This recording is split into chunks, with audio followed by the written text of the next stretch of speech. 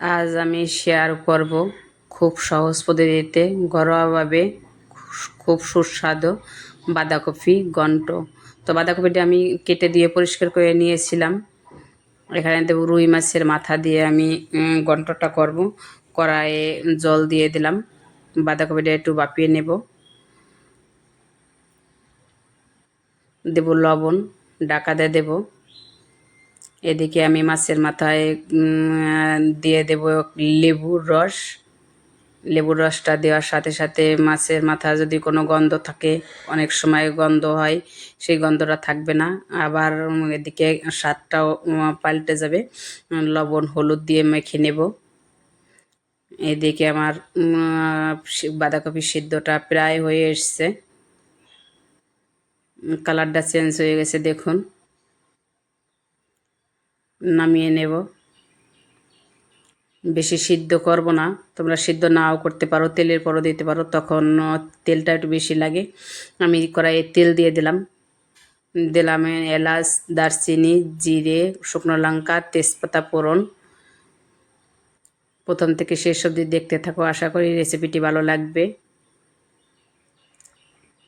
মাছের মাথা, তোমাদের হাতে যদি সময় কম থাকে, আমার এই রেসিপিটি একবার ট্রাই করে দেখতে পারো। মাথাটা ডেকে দেব, মাছের মাথা অনেক সময় ফেটে ওঠে, তুলে নেব।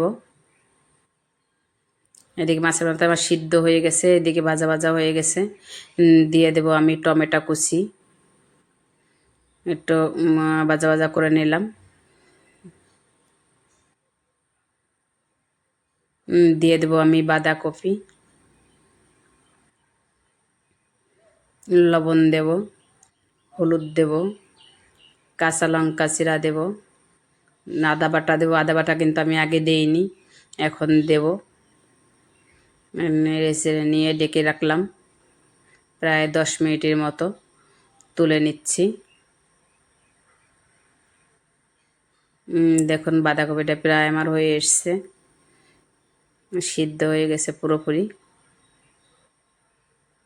নেড়ে চেড়ে এখন আমি দিয়ে দেব বাড়ি যে করে রাখি আতপ চালের গুঁড়ি, সেটা গুলিয়ে রেখেছিলাম। আতপ চালের গুঁড়িটা কে কে এইভাবে খেয়েছো একবার কমেন্টে জানিও। আর যদি রেসিপিটি ভালো লেগে থাকে, লাইক কমেন্ট শেয়ার করে পাশে থেকো। স্বাদ মতো চিনি দিলাম ব্যালেন্স রাখার জন্য। দিলাম জিরের গুঁড়ি আর গরম মশলার গুঁড়ি। নেড়ে চেড়ে নেব। উপরে দিয়ে দেবো আমি ধনেপাতা কুচি। ধনেপাতাটা তোমরা স্কিপ করতে পারো, আমি দিয়ে দিলাম। নামিয়ে নেব। রান্নাটা আমার এখানে বাঁধাকপি কমপ্লিট।